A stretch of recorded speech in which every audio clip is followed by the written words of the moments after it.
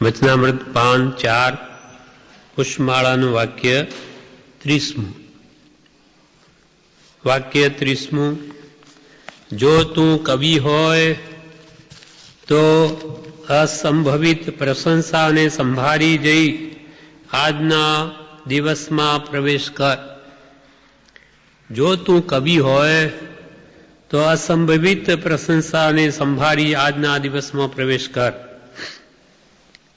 જો તું કવિ એટલે કવિતા લખી શકતો હોય તો અસંભવિત પ્રશંસા એટલે ખોટી ન સંભવે એવી ઉપમા આપી જીવોનો મોહ વધારીશ નહીં.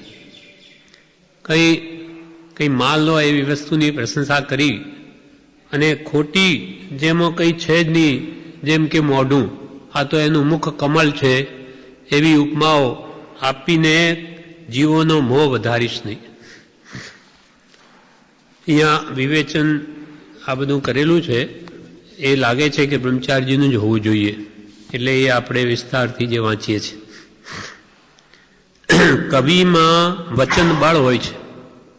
કવિમાં વચન બળ હોય છે. તેને યોગ્ય રીતે વાપરે તો સ્વપરનું હિત થાય. કવિમાં વચન બળ હોય છે, તેને યોગ્ય રીતે વાપરે તો સ્વપરનું હિત થાય, અને અસ્થાને વાપરે તો સ્વપરને મોહની વૃદ્ધિ થાય. અને પ્રતિબંધ વધારે. એક તો આખું જગત છે તે મોહ મદિરા પીને ઉન્મત્ત થયેલું જ છે, અને તેમાં વળી આ કવિઓ અસંભવિત વસ્તુના વખાણ કરી અને મોહમાં વૃદ્ધિ કરાવે છે, વિશેષતા કરાવે. એવી રીતે કવિઓને વર્તવું તે મહાદોષરૂપ છે. તેવી રીતે ભગવાનની પ્રશંસા કરવી જોઈએ.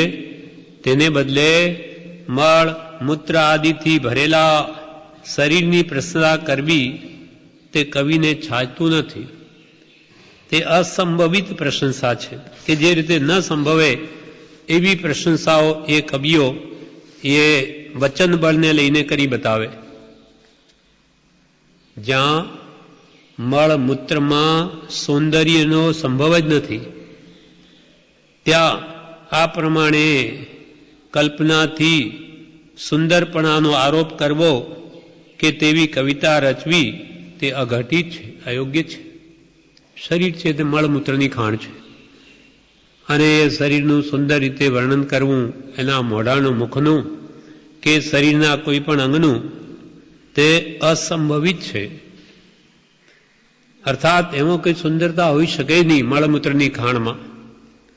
આ પ્રમાણે કવિઓનો દોષ ધ્યાનમાં લાવી તેમણે અસંભવિત પ્રશંસા કરી સ્વપરનો મોહ વધારવો નહીં, એમ કહ્યું.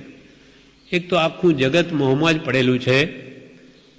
એટલે બ્રહ્મચારીજીએ પ્રજ્ઞાબોધમાં બીજા સ્થાને લખ્યું છે, સત્શાસ્ત્રના ઉપકારમાં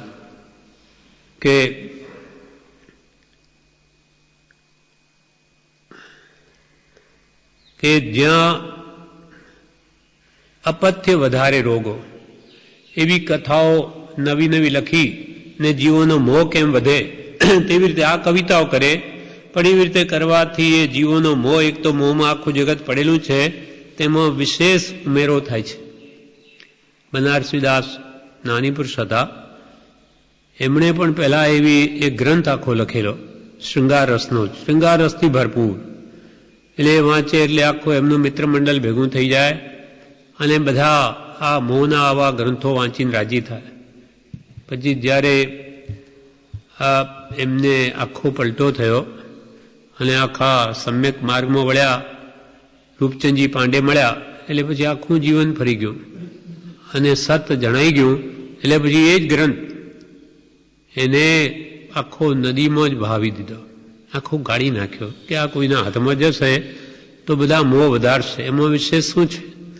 એમ શૃંગારસવાળું વર્ણન એ કવિઓ કરીને મોહમાં પડેલા આખા વિશ્વને ઉન્મત્ત થયેલું, ગાંડું થયેલું, એને વિશેષ આવી રીતે વૃદ્ધિ કરવી એ મોટો દોષ છે. એટલે અહીંયા કૃપાલદેવે ચેતાવ્યા કે જો તું કવિ હોય તો અસંભવિત પ્રશંસાને સંભાળી જઈ આજના દિવસમાં પ્રવેશ કર.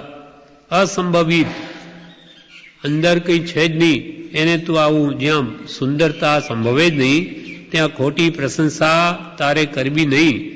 એ સંબંધી વિચાર કરીને આજના દિવસમાં પ્રવેશ કરજે. પછી વાક્ય 31મું.